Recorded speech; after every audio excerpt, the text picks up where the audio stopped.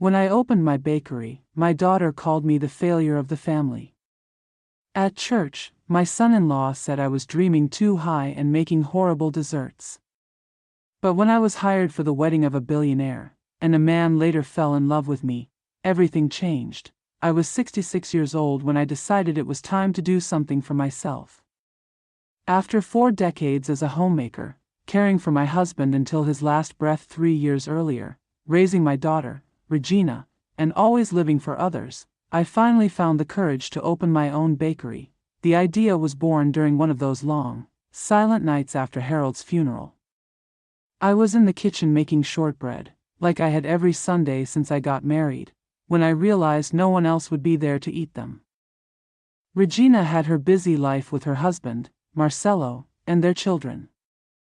I existed on the margins of everyone else's lives, but that night something changed. As I creamed butter and sugar, I remembered how my mother had taught me those recipes when I was a girl, how her eyes lit up whenever someone praised her desserts. I remembered Regina's birthdays, her face glowing when she saw the chocolate cakes I decorated with love. I remembered family dinners where Harold always asked for a second slice of my lemon tart. I had something. A talent that had been buried under years of routine. For the first time in a long time, I felt a spark of hope. With the savings Harold left, I rented a small space downtown. It wasn't luxurious, but the front wall was all glass that flooded the room with golden afternoon light, and the industrial oven made me feel like I could conquer the world, one pastry at a time. The first months were hard. I woke at 5 a.m. to make the sweet breads, tarts, and pastries that filled the cases. My hands, wrinkled by time, still remembered every movement, every texture, every baking time. It was as if a lifetime of cooking for my family finally had a larger purpose. Regina didn't share my enthusiasm. From day one she made me feel I was making a terrible mistake. "Mom, at your age you should be enjoying retirement, not working like crazy," she'd say. "Dad left you enough to live comfortably.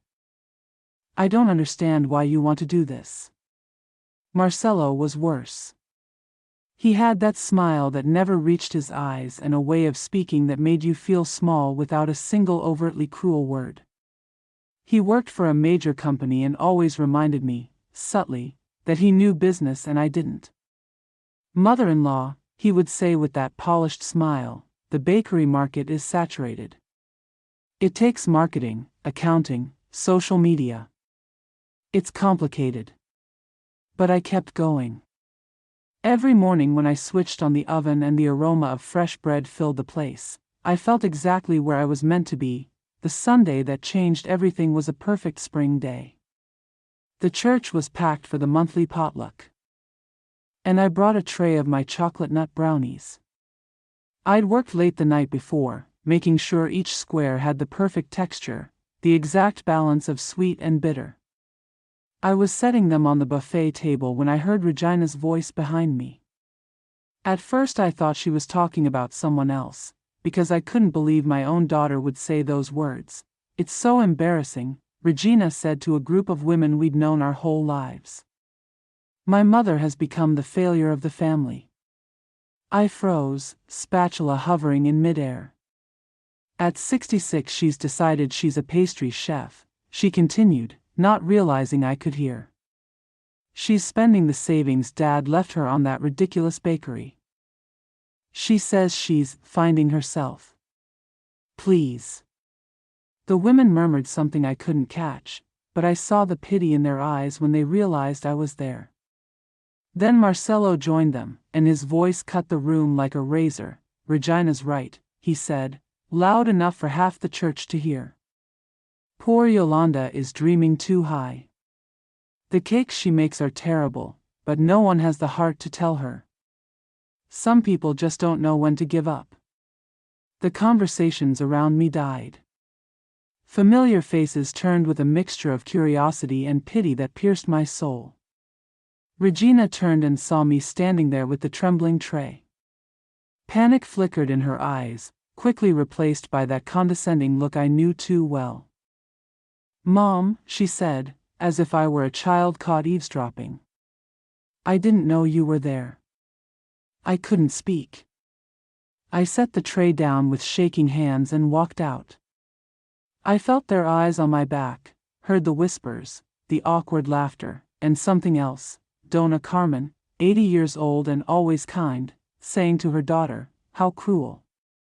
The brownies are delicious." That night, alone in the kitchen where it all began, their words echoed like an endless drum: family failure, dreaming too high, horrible cakes. But something in me refused to give up. Maybe it was my mother's memory, who never had the chance to pursue her dreams. Maybe it was Harold, who always told me I had a special gift. Or maybe it was simply that, for the first time in my life, I'd found something that was completely mine. The next morning I got up at 5 a.m., turned on the oven, and worked.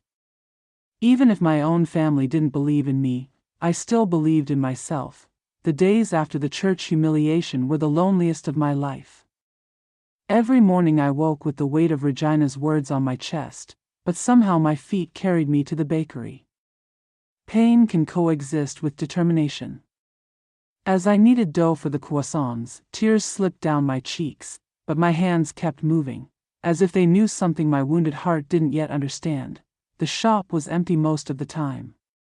A few people came in, bought something out of politeness, and left quickly. I saw the pity and discomfort in their eyes.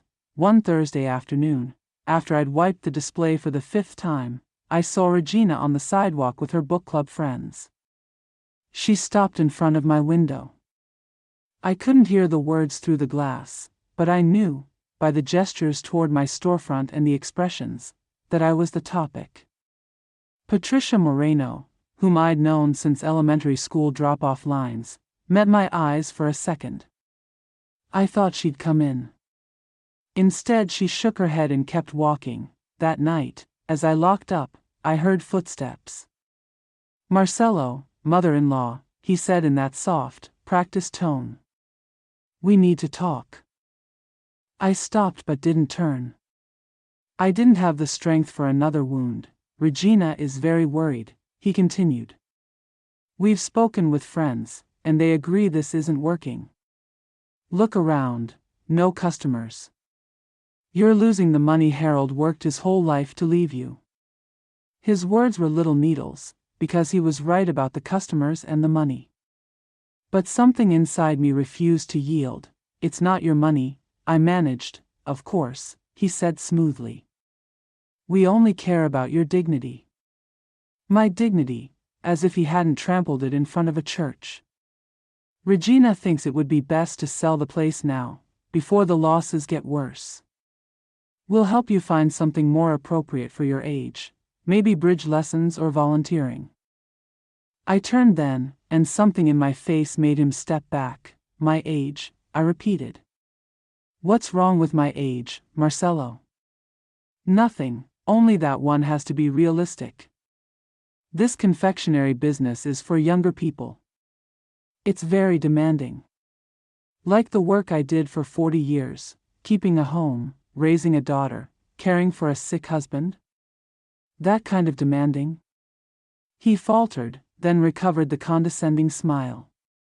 "That was different. That was natural. Natural, as if decades of labor required no skill or strength." I said nothing more, got in my car, and drove away. Over the next weeks I noticed the looks in the supermarket, the conversations that stopped at the hairdresser. The neighbors suddenly in a hurry on the sidewalk.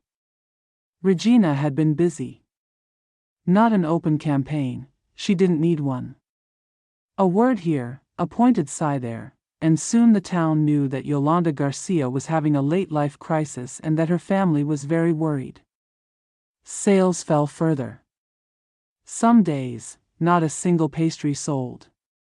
I sat behind the counter and watched life pass the window, wondering if Regina was right, if I was an old fool who didn't know when to quit. Hope arrived on a rainy Friday. I was about to close early when an older woman hurried in, soaked and laughing at herself. "My goodness, that rain," she said, shaking off her coat. May I stay until it eases? Of course, I said, pulling out a chair. I'll get coffee and a towel. While I poured, she studied the case with genuine interest.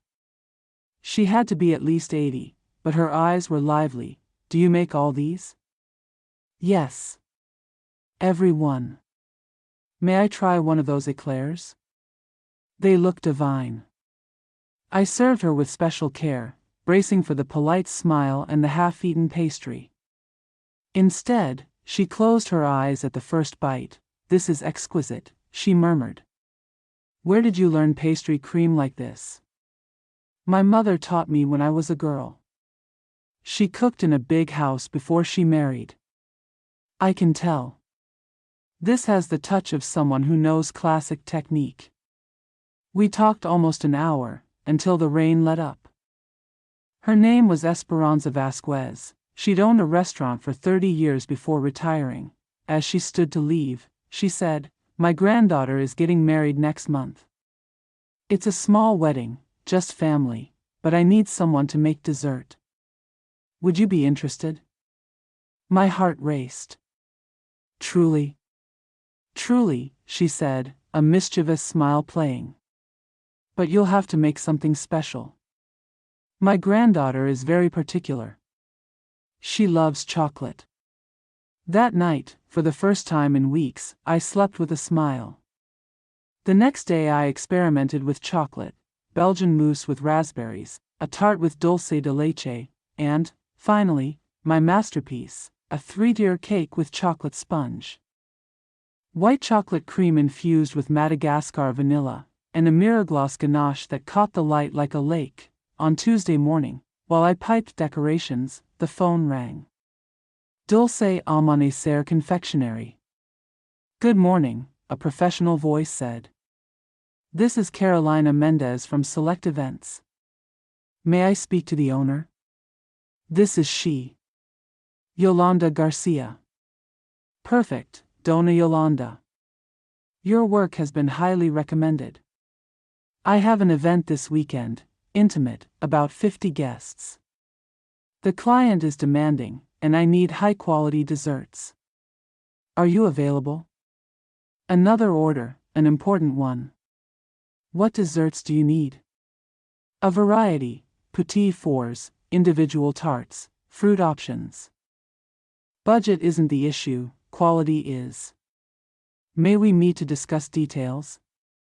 We agreed to meet that afternoon at my bakery. When Carolina arrived, elegant, composed, tablet in hand, I showed her photos and offered tastings, lavender macarons, lemon tartlets. Her eyes lit up. This is exactly what I'm looking for, she said, taking notes. The event would be Saturday at a private estate. She wanted 15 different, individually portioned desserts. Payment will be 3,000 pesos, she concluded. Half now, half on the day. It was more than I'd earned in 2 months. I tried to sound calm. Perfect. I accept. After she left, I called Esperanza with the news. Wonderful. She exclaimed. Quality recognizes quality. That night I worked late, planning every detail. For the first time since church, I felt on the right path. Wednesday morning, Regina stormed in, face flushed, phone in hand. What is going on here? Good morning, Regina.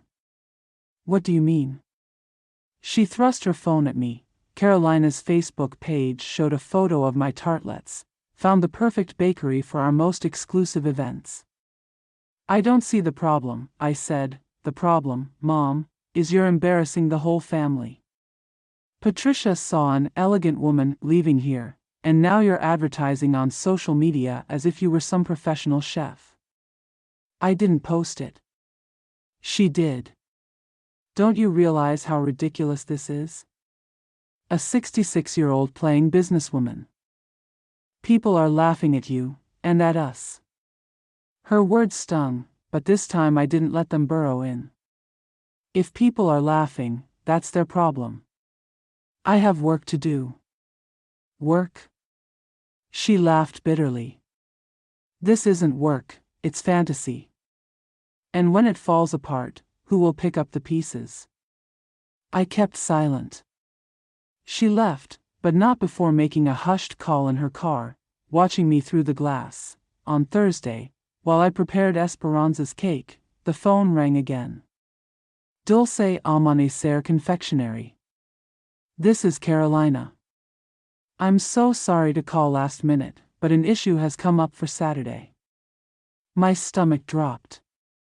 What kind of issue? I've received some calls. People say you lack experience with large events. That your products aren't consistent, that there have been hygiene problems. Who told you that? I can't reveal sources, but they're respectable. One says she's family. Regina. Carolina, those people haven't tasted my food or seen my work. You have. You tasted it here. I know, and that's what makes this difficult. Your desserts were exquisite. But I can't risk my company's reputation. The client is important. Please, I said, hating the tremor in my voice. Give me a chance to prove them wrong. A long silence. You know what? She said at last. Prepare a sample of Saturday's menu and bring it to my office Friday morning. If it's as good as I remember, we proceed. If I hesitate at all, I'll cancel. I accept. That night I worked harder than I ever had. I made samples of all 15 desserts, macarons, eclairs filled with vanilla creme, fruit tartlets with pastry cream, hand-decorated petit fours, artisan chocolate truffles. Every piece had to be perfect. I wasn't just fighting for a contract, I was fighting for my dignity and my right to exist as something other than the family failure. At 3 a.m., I finished.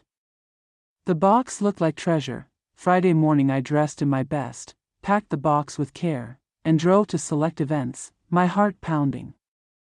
I didn't know that small test would change my life, or that Regina's sabotage had pushed me toward my true destiny. Carolina welcomed me into a glass-walled conference room with fine china and silver laid out like a five-star tasting. Another woman, younger, sat with a notebook. This is Amanda, my partner, Carolina said. I plated the desserts while they watched. The tasting began in silence, each bite followed by notes I couldn't read. Finally, Carolina put down her fork. Dona Yolanda, may I ask a few questions? Of course. Have you handled large-scale events before, weddings, corporate celebrations? Not of this size. Mostly family events and small commissions. Did you study pastry professionally? No. I learned from my mother and from decades of practice. She and Amanda exchanged a look. My chance felt like sand slipping through fingers. One last question, Carolina said. If this goes well, are you willing to scale, larger teams, higher production? Yes, I said without hesitation.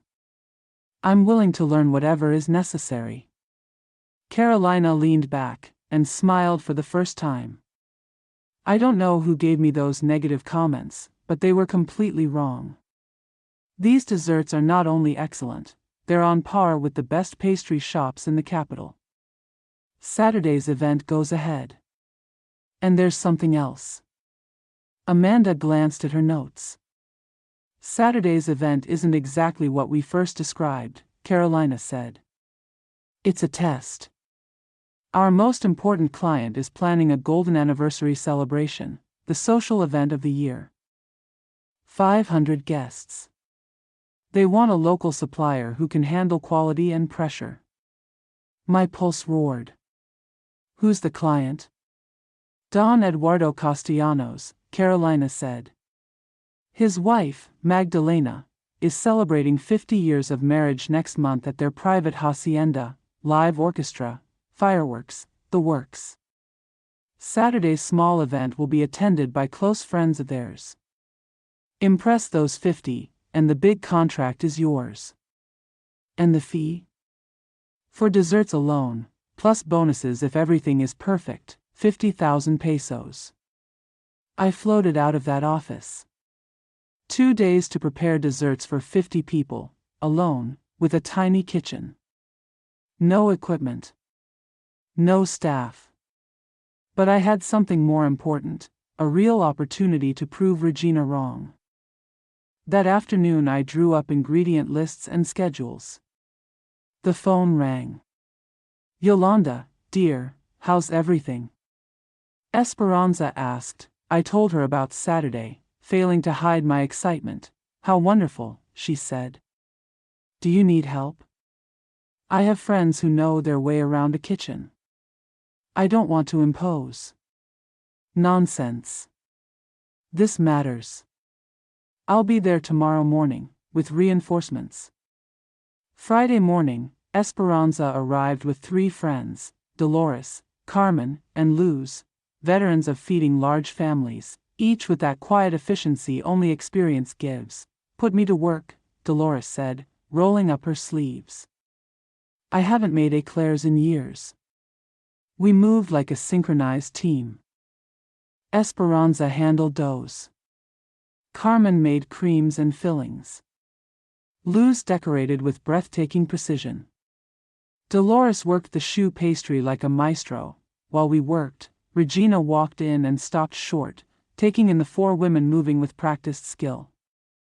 "What is going on here?" she demanded.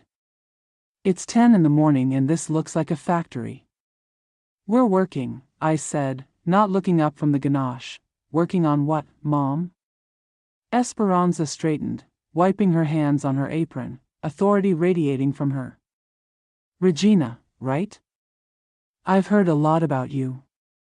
Your mother has a very important event tomorrow, 50 distinguished guests. It's an opportunity that could change her life." 50 guests? Regina shot me a panicked look. "Mom, what is she talking about?" I kept piping. Carmen, without glancing up from her tartlets, said, "You don't seem to appreciate the talent you have at home. Your mother has a gift." Regina stood there a few more minutes, uncomfortable with the scene, then muttered something about calling later and left. We worked until 11 p.m. By the end, we had 15 different desserts, each a small work of art. "Tomorrow will be special, Yolanda," Esperanza said as she left. "I can feel it." The hacienda was more impressive than I imagined. Iron gates opened to a winding drive through manicured gardens to a colonial mansion out of a magazine. Carolina met me at the service entrance, nerves hidden behind a professional smile. "Perfect timing, Dona Yolanda. Guests arrive in 2 hours." She led me to a kitchen larger than my entire shop, marble worktops, professional appliances, space for an army of chefs. "This is your station," she said, pointing to a long table by the windows. "Everything you requested is here: plates, trays, service pieces." I unpacked and arranged with total concentration. Macarons formed delicate towers on crystal stands. Fruit tartlets gleamed like jewels under the lights. Eclairs lined up with military precision. At 6, Carolina returned with an elegantly dressed older man whose calm carried the weight of power and wealth. "Dona Yolanda," she said, "may I present Don Eduardo Castellanos?" He was taller than I expected, with perfectly groomed silver hair and blue eyes that assessed everything. But when he smiled, it was warm. "I've heard wonderful things about your work," he said, extending his hand. "May I?" he asked, gesturing to the trays. I offered a lemon meringue tartlet. He tasted carefully, then his eyes brightened with genuine surprise. "Extraordinary. Where did you study pastry?" "In my mother's kitchen," I said. "And in 40 years of practice." He laughed, a deep, warm sound. "The best school of all." He sampled 3 more desserts. With each bite, his expression grew more impressed. Carolina was right. You're exactly who we need for Magdalena's anniversary. Relief and joy made my knees weak. Soon the house filled with guests, men in immaculate suits, women in designer gowns drifting through the illuminated gardens. For the first time in my life, among all that elegance, I didn't feel small. I had something valuable to offer. When Carolina announced that dessert was served, the guests approached the buffets. From the kitchen doorway I watched faces light up with surprise and delight. People returned for seconds and thirds. Who made these? An elegant woman asked. A local bakery, someone replied. Yolanda Garcia.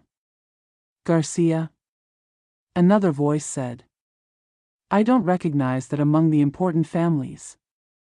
She isn't from any important family, a voice I recognized added. She's just an older woman playing entrepreneur. Regina, I felt my blood turn cold. How had she gotten in, really? The first woman said. Because these eclairs are the best I've ever had. She's my wife's mother, a man said, Marcelo. Of course. She's caused a lot of problems in the family. At 66 she decided she wanted to be a professional pastry chef. It's embarrassing, to be honest. But if the work is this good. Someone ventured, oh, I'm sure she had plenty of help, Marcelo said with that condescending chuckle. Probably hired someone to do most of it. Even here, at my moment of triumph, they tried to sabotage me. Then another voice, with a gentle Arabic accent, cut in. Pardon the interruption, but I couldn't help overhearing. Are you discussing the pastry chef? Yes, Regina said, likely thinking she'd found an ally. She's my mother. She's going through a sort of late-life crisis. How fascinating, the man replied, and something in his tone made Regina fall silent. I've just spent the last hour discussing these extraordinary desserts with several guests. The consensus is that we haven't tasted pastry of this caliber since Paris. An awkward silence settled. More to the point, he continued, I've just spoken with Don Eduardo, who tells me this woman you described so unkindly has secured the most important dessert contract of the year, for 50,000 pesos, and that there will likely be many more. Regina's voice came out strangled. Is that so? That is so, he said pleasantly. It makes me wonder whether you, her family, might feel pride rather than shame in a woman with such exceptional talent. I didn't hear their replies. I hurried back to the kitchen, pretending to rearrange empty trays. Minutes later, Carolina entered with the most distinguished man I'd ever seen, tall, perhaps mid-50s, black hair threaded with silver, and the warmest brown eyes. His suit was clearly bespoke, and a small pin on his lapel looked like a royal insignia. Dona Yolanda, Carolina said, this is Sheikh Khalil al-Mansouri. He's been asking to meet you. The sheikh took my hand in both of his, a gesture both respectful and warm. It is an absolute honor, he said in that deep voice I'd heard defending me moments before. Your work tonight has been simply extraordinary. Thank you, I managed. Blushing like a teenager, it is not kindness, it is truth. I have not tasted an éclair this perfect in 20 years. It took me back to the pâtisseries of my youth in Paris. We spoke about technique, ingredients, the importance of preserving culinary traditions. He was cultured, genuinely interested, and, more than anything, he treated me with a respect I hadn't felt in years. At the risk of being forward, he said at last, would you allow me to invite you to lunch next week? I would love to hear more about your story, and how you developed this extraordinary talent. My heart fluttered. It would be an honor. As he handed me his card, I heard a sound behind us. Regina stood in the doorway. Shock on her face, Mom, she said, with a voice I didn't recognize. We need to talk. The sheikh turned to her with a polite, cool smile. You must be the daughter, he said. I've heard a great deal about you this evening. Regina paled. You must be very proud of your mother, he added. She is truly exceptional. Regina opened her mouth but no words came. With your permission, he said, kissing my hand, respectfully, not intimately. I will call tomorrow to confirm lunch. After he left, Regina and I were alone.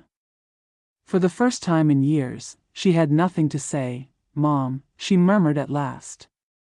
I didn't know. No, I said gently. You didn't. But now you do. That night.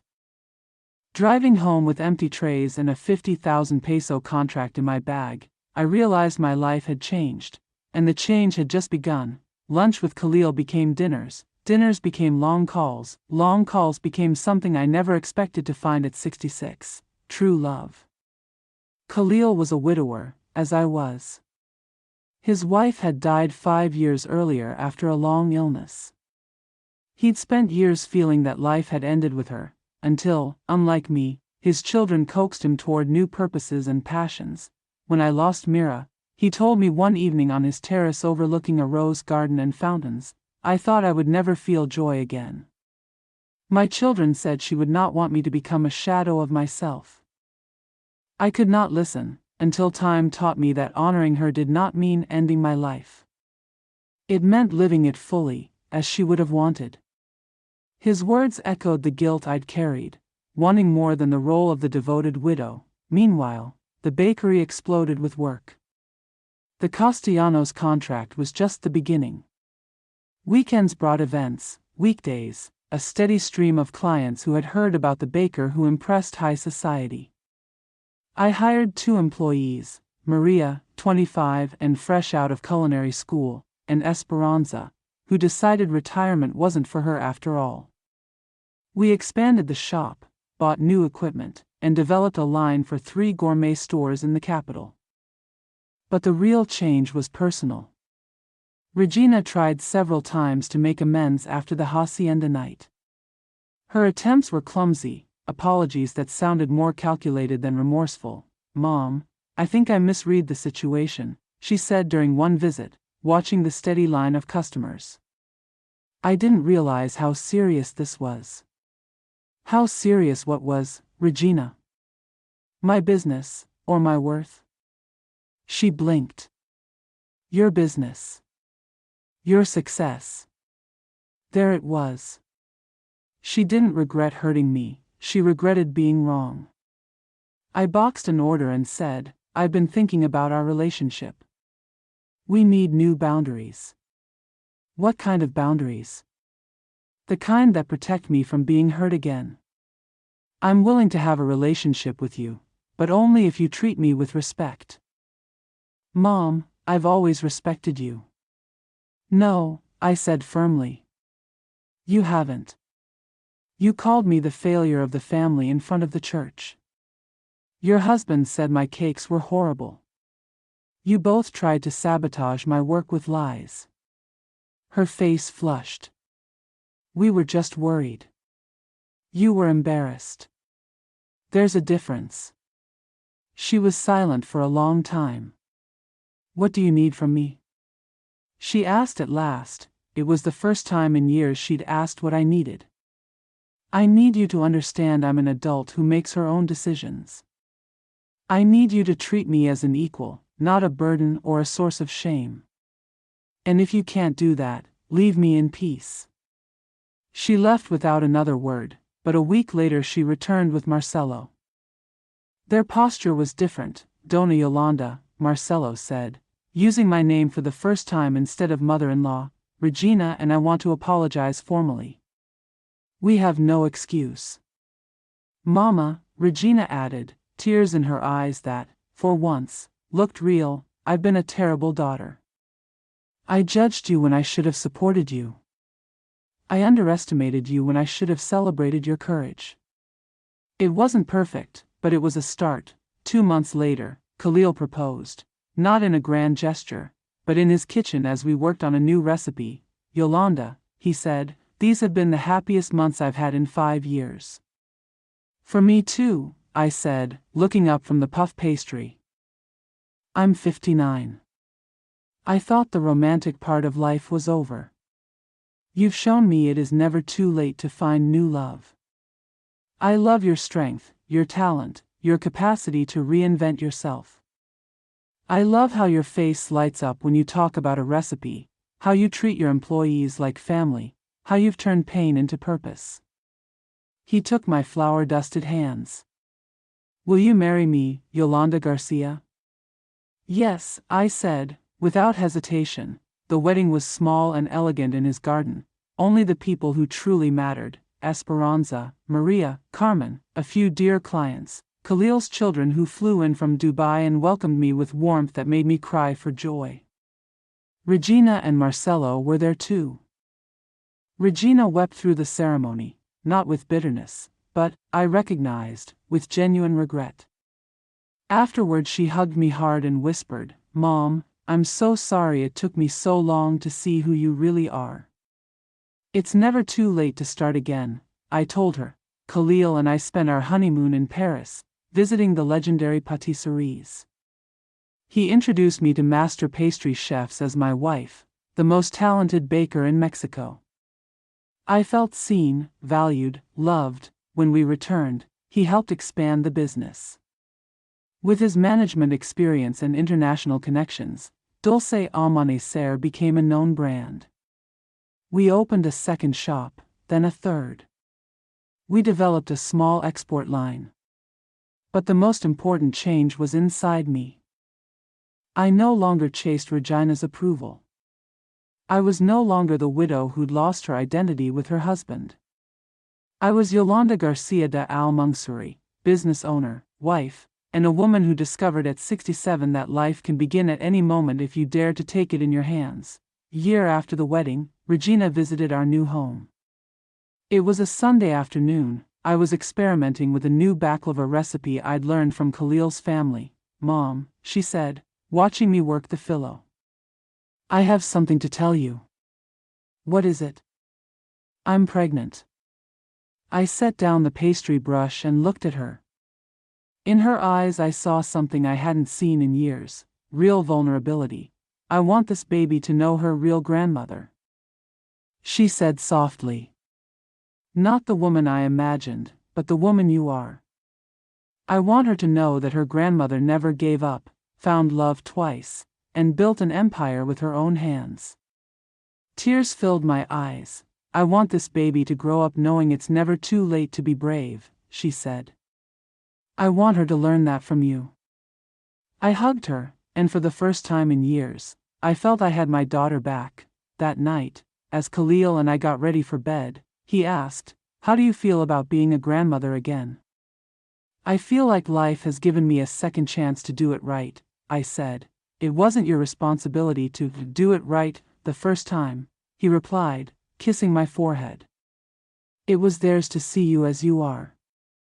At 67, I learned the most important lesson of my life. Self-love isn't selfish. Pursuing your dreams isn't vanity. It's never too late to become who you were meant to be. Sometimes, when you're willing to walk alone, you discover the universe was preparing you to walk alongside the people who truly deserve you. My name is Yolanda Garcia de Al-Mansouri. I'm 67. I own a successful company. I'm happily married to the love of my life, and I finally have the relationship I always wanted with my daughter. And it all began the day I decided my life mattered more than other people's comfort.